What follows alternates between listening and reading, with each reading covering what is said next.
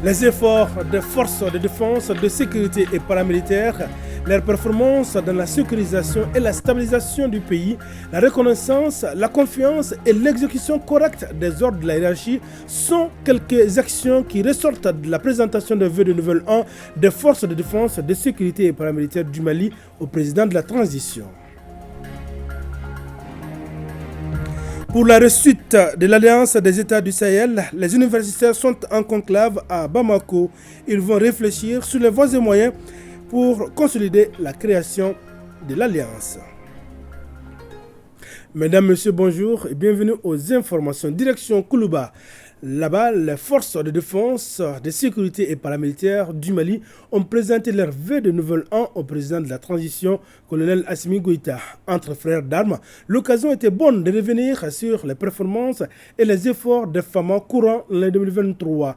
Le président de la transition, colonel Assimi Goïta, a saisi l'occasion également pour rendre un vibrant hommage aux hommes et femmes qui tiennent le flambeau de la défense malienne. Le chef suprême des armées a, dans son discours, rassuré que l'autonomie opérationnelle déjà impulsée sera soutenue dans la durée. Compte rendu signé Garibou Pérou, Abdul Salam Bambara et Brema Koulibaly.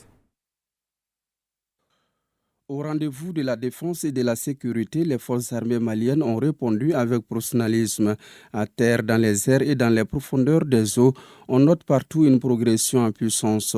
Fier, le chef d'état-major général des armées fait le point des activités qui ont restauré l'autorité de l'État sur l'ensemble du territoire national. Sous votre leadership, courant 2023, les forces de défense et de sécurité paramilitaires ont travaillé avec un remarquable professionnalisme, couronné par l'extension de l'autorité de l'État dans la région de Kidal, Tombouctou et Gao. En moins de 6 mois, les forces se sont redéployées et ont pris le contrôle des empires de l'amusement, confirmant leur capacité opérationnelle et de projection. Nous avons déjoué toutes les pronostics qui avaient planifié le départ de l'amusement, s'attendant à un chaos. Déjouer tous les pièges et s'adapter à l'environnement pour Général Diarra, les forces armées maliennes retrouvent enfin les leviers d'action. Pour l'année 2024, les chantiers des réformes et de la restructuration vont continuer. Les opérations militaires se poursuivent conformément aux directives reçues et dans le cadre de la stratégie militaire globale de planification des opérations interarmées et l'emploi des forces. Le chef d'état-major général des armées dégage quelques lignes de force assimilables au caractère génétique et patriotique du peuple malien. Dans l'esprit de vos attentes et instructions, une fois de plus, les forces de défense, de sécurité et paramilitaires seront au service du peuple et veilleront au prix de leur sang à l'honneur et à la sauvegarde de la nation comme légué par nos ancêtres. Que Dieu le Tout-Puissant fasse de la nouvelle année une année de bonheur, de succès de nos âmes, de progrès et de concorde de tous les enfants de notre pays. Qu'Allah protège et bénisse le Mali. Plus qu'une tradition, c'est à la fois une reconnaissance et une confiance particulière du président de la transition de retrouver la hiérarchie des forces de défense et de sécurité qui, selon lui, tiennent le flambeau en dépit du retrait des forces étrangères. Monsieur le chef-d'état-major général des armées, malgré la multiplication des urgences opérationnelles, les forces de défense et de sécurité ont su adopter et maintenir une bonne posture opérationnelle, preuve de leur aguerrissement face aux défis sécuritaires. Ce résultat remarquable pour lequel je vous félicite présage d'un lendemain meilleur pour la sécurisation des personnes et des biens sur toute l'étendue du territoire national. Ma satisfaction est d'autant plus grande que vous avez reçu, sans incident majeur, le retrait des forces étrangères du Mali après une décennie de présence inefficace. C'est le lieu de saluer l'engagement et la détermination du ministre de la Défense et des anciens combattants dans sa quête permanente pour une armée forte au service de la nation. La sécurisation du processus référendaire en juin 2023 sur toute l'étendue du territoire national ainsi que celle de la biennale artistique et culturelle tenue à Mopti les 6 au 16 juillet en sont des témoignages éloquents. En vue de répondre au contexte géopolitique sous-régional, régional et même international, nos États doivent disposer d'une armée aguerrie et autonome, rappelle le président Goïta. Au regard de ce contexte, L'avènement de l'AES est une véritable opportunité pour nos 3 pays qui entendent désormais faire face aux enjeux de sécurité collective et de développement dans l'espace du Liptako-Gourma, au seul profit de nos populations. Pour jouer pleinement le rôle crucial qui nous revient, à l'instar de nos frères d'armes du Burkina Faso et du Niger, nous devons sans cesse améliorer nos capacités afin de mener avec succès les opérations conjointes actuelles et futures. Bien que les défis soient énormes et complexes, le chef suprême des armées fixe le cap qui, selon lui, sera soutenu dans la durée. Monsieur le chef-d'état-major général des armées, vous devez davantage intensifier les opérations dans le but de restreindre au maximum, voire d'anéantir les activités terroristes et de banditisme. C'est seulement à ce prix que nous réussirons à renforcer les liens de confiance entre le peuple et son armée. En dépit des avancées notoires, ne prenez rien pour définitivement acquis. C'est en cela que nous pourrions ensemble maintenir notre outil de défense à un niveau de performance opérationnelle jamais atteint.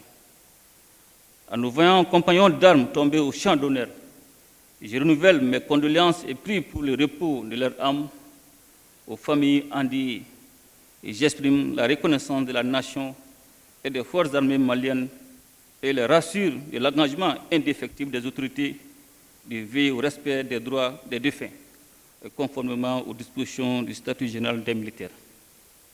En retour, je vous adresse mes vœux de bonheur, de santé, de prospérité et de plein succès dans vos opérations au service d'un Mali uni et pacifié.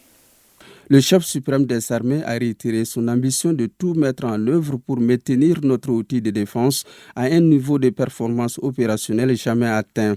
L'année 2024 augure donc pour le Mali de belles perspectives, surtout avec la dynamique du dialogue intermalien, avec comme effet recherché la restauration de la paix et de la cohésion sociale.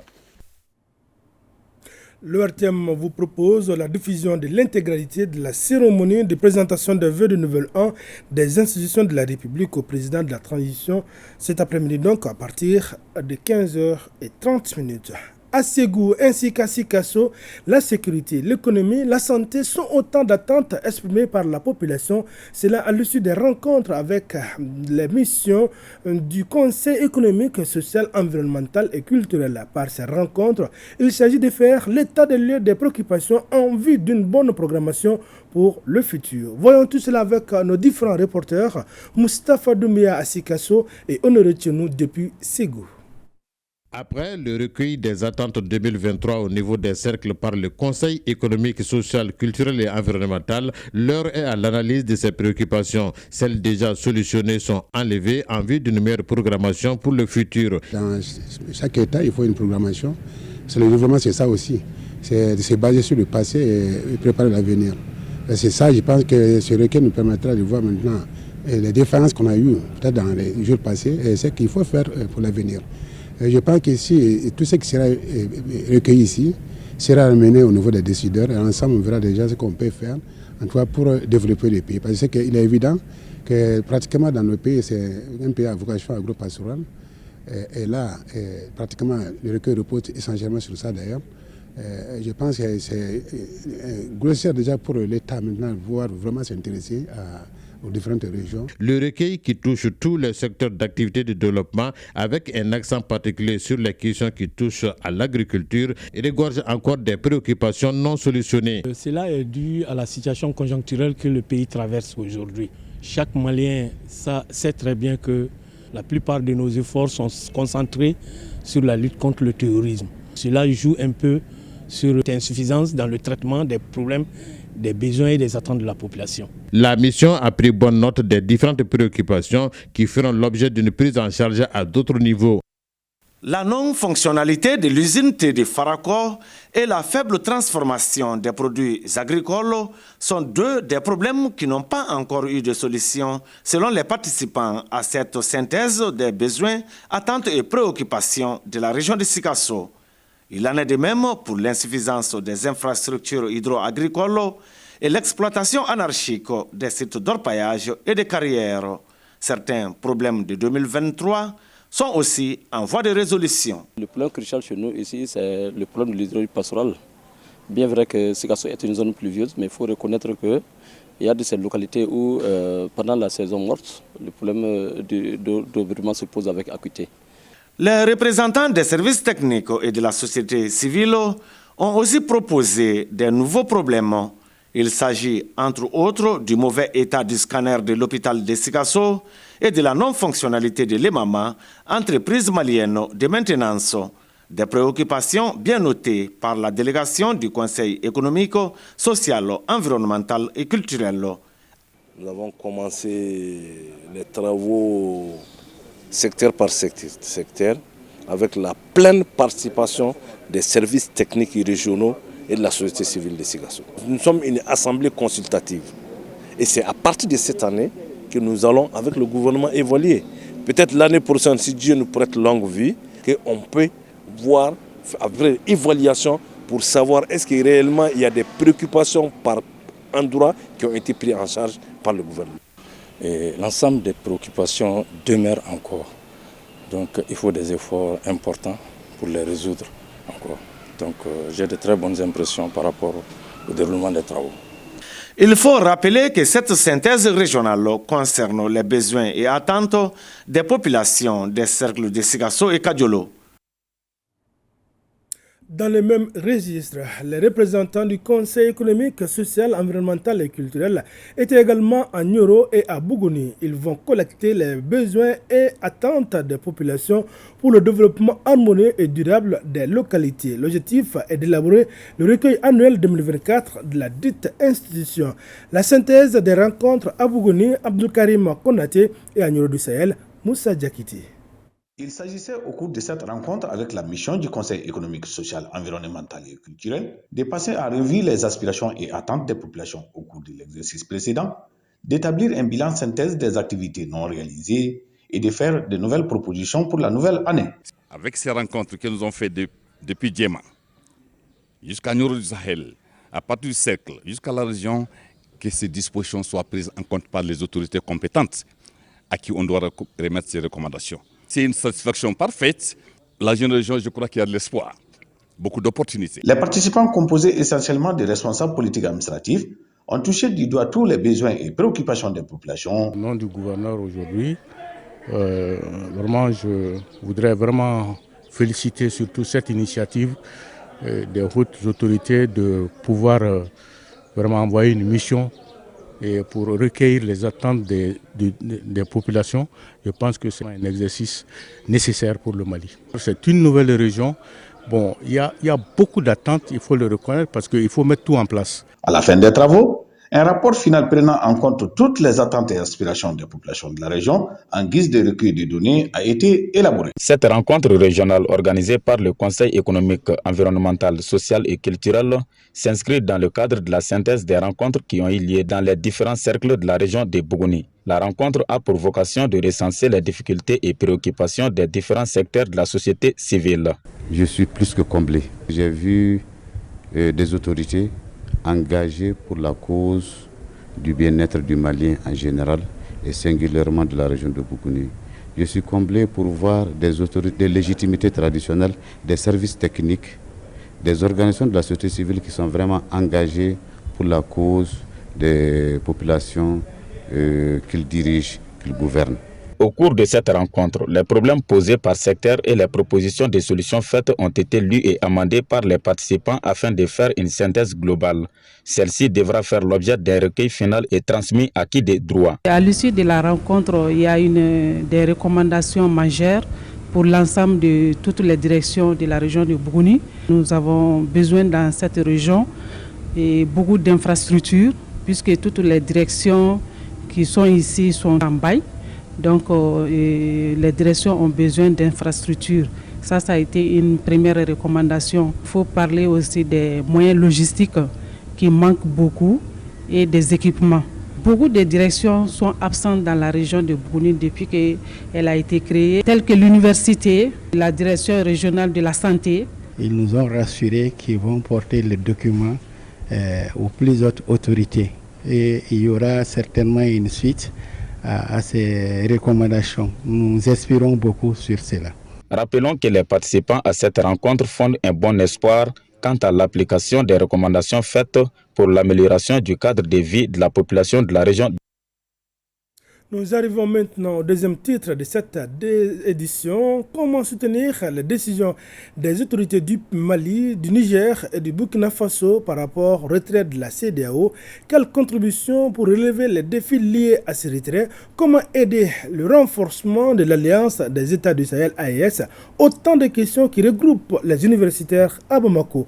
On en sait plus avec Tchemoko Konati. Contribution de l'enseignement supérieur aux initiatives de recherche de Mali Koura, le Mali Nouveau. Il s'agit de ce forum à la demande du département de tutelle.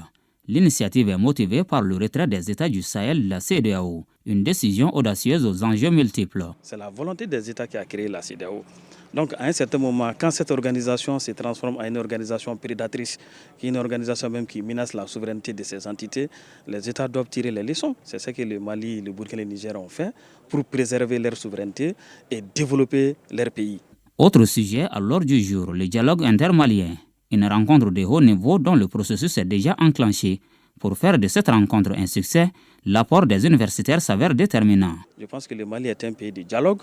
Donc le rôle des universitaires, c'est de pouvoir réfléchir ensemble, et remonter à la surface les ressources endogènes dont le Mali dispose pour pouvoir mettre à la disposition des membres du comité, tous les acteurs et aussi les décideurs. Ce forum, c'est une occasion de plus pour permettre d'une part de formuler des recommandations pertinentes, de donner des éléments qui permettront aux politiques de concevoir une base de développement, une base de réflexion, une pérennisation de ce qui nous est cher pour refonder notre État.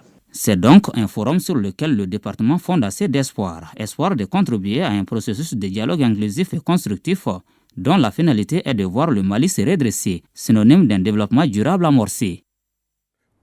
Pour soutenir l'armée et réaliser des champs de maraîchage pour les femmes rurales, l'association Sigida Yele et le mouvement Fasodé lancent l'initiative Fasodé Njoro. Ils comptent collecter des fonds pour atteindre cet objectif. Ibrahim Kaou Konati. L'association Sigida Yeleon et MPS Fasodéon mettent en avant leur fibre patriotique. Elles viennent de lancer une campagne de collecte de fonds au profit de nos vaillants soldats et les femmes rurales. Sigida Yele est une association qui est là à aider les gens qui sont prêts à élaborer des idées de projets, les accompagner pour les concrétiser en projet. Sigida Yele, raison pour laquelle on a accepté automatiquement ce partenariat avec MPS pour contribuer encore davantage au développement de ces pays. Pour atteindre leur objectif, les initiateurs entendent mobiliser des fonds à travers 2 numéros. Un numéro court et un compte bancaire. L'objet de cette rencontre est de communiquer les 2 numéros à travers lesquels les gens peuvent contribuer. Il s'agit du numéro court qui est 3 74 75 et le compte bancaire sous les numéros 03 31 82 10 14 01 de la Banque malienne de solidarité BMS. Cette campagne de collecte de fonds prendra 6 mois. Elle permettra à la population de participer à l'effort de guerre et d'aider les femmes rurales. Les associations et organisations musulmanes de la région de Tombouctou à l'école des acteurs du projet Djissira afin de s'approprier la nouvelle loi sur la cybercriminalité. Cette initiative, soutenue par Church for Common Ground, est mise en œuvre par le réseau Islam et Population. Reportage signé Najim Babassissé et Mahamoudou Askofari. S'approprier la loi sur la cybercriminalité afin de limiter les dérives via les réseaux sociaux. C'est le but de cet atelier de renforcement de capacité des membres des associations et organisations religieuses de Tombouctou. Cette initiative préventive émane du réseau Islam Population et Développement à travers le projet Djissira sur financement de Search for Common Ground. L'islam a tout prévu par rapport à ça. L'écart de langage n'existe pas en islam. Et le respect de la République aussi est recommandé par l'islam. Donc aujourd'hui, le projet GISRA veut juste amener les acteurs à mieux prêcher, à mieux rester dans les cadres et ne pas transgresser. On dit que nul n'est censé ignorer la loi et qu'on songe déjà à outiller les religieux à s'approprier de cette loi. C'est bénéfique pour nous. Le choix des religieux pour la dissémination de cette loi se justifie par leur présence accrue sur les réseaux sociaux ces derniers temps. Il est impératif que chacun sache les limites à ne pas franchir. Le présent atelier a pour objectif général donc de contribuer à la vulgarisation de la loi sur la cybercriminalité dans le milieu religieux musulman du Mali. Cette loi, nous savons qu'elle est une nouvelle loi, mais c'est une loi aussi qui va, comme l'imam l'a dit, ça respecte l'ensemble des textes de la religion musulmane. Un magistrat a été commis à cette occasion pour aider ces hommes et femmes à bien s'approprier la loi et partager les connaissances apprises auprès des autres religieux. 6 millions de francs CFA, c'est le montant que le projet Yélé va investir à Caille dans la diffusion de messages de sensibilisation sur la santé, les droits sexuels et reproductifs, les VGB et l'égalité du genre. Pendant un an, 12 radios de proximité seront concernées par cette initiative qui a commencé par l'élaboration de recueils de messages clés dans 6 langues locales. La cérémonie de signature s'est déroulée au siège du projet Yélé à Caille Légal Ségou et c'était en présence de notre reporter Balkissa Sadibou Chérif Haïdara. Par cette signature, le projet pluriel, l'AMICA, l'AMIPROKI et l'UTM CAI officialisent leur engagement à travailler ensemble pour offrir des services de santé à un moindre coût aux populations. L'accord couvrira une période de 10 mois. Cet accord inclut une copie du plan d'accompagnement. Sa signature permettra l'exécution des plans d'action spécifiques de chaque mutuelle. Je sollicite chaque acteur ici présent de s'impliquer auprès des mutuelles et le projet pluriel afin que cet accord de coopération soit un accord permettant l'accès aux soins, l'amélioration de la qualité des prestations et la bonne gouvernance au sein des mutuelles. Pour les représentants régionaux de l'État, cette signature constitue un pas de plus vers l'atteinte des objectifs visés par le régime d'assurance médicale RAMU. Le projet est en train d'appuyer l'État dans l'atteinte d'un objectif, pour ne pas dire d'un idéal. Et vous savez, l'État a l'obligation d'accorder la santé à tous ses citoyens. Et pour accorder donc cette santé à tous ses citoyens, il faut un certain nombre donc de prérogatives. Les interventions vont contribuer à améliorer la situation actuelle de nos mutuelles. Nous remercions nos partenaires canadiens pour leur accompagnement depuis des décennies. Le gouvernement de la région de Caille s'engage à vous accompagner durant toute votre intervention. Le projet pluriel est réalisé dans 3 pays, à savoir le Bénin, le Burkina Faso et le Mali, précisément dans la région de Caille. D'une durée de 7 ans, il intervient dans 20 centres des districts sanitaires de Caille et de Kita. Et cette annonce, avant de boucler ce journal, leur thème vous propose la diffusion de l'intégralité de la cérémonie de présentation des vœux du nouvel an des institutions de la République au président de la transition, colonel Assimi Goïta, aujourd'hui à partir de 15h30. Ainsi prend fin ce journal. Merci d'avoir été de notre à demain, Inch'Allah, même heure, même plateau et pour d'autres informations.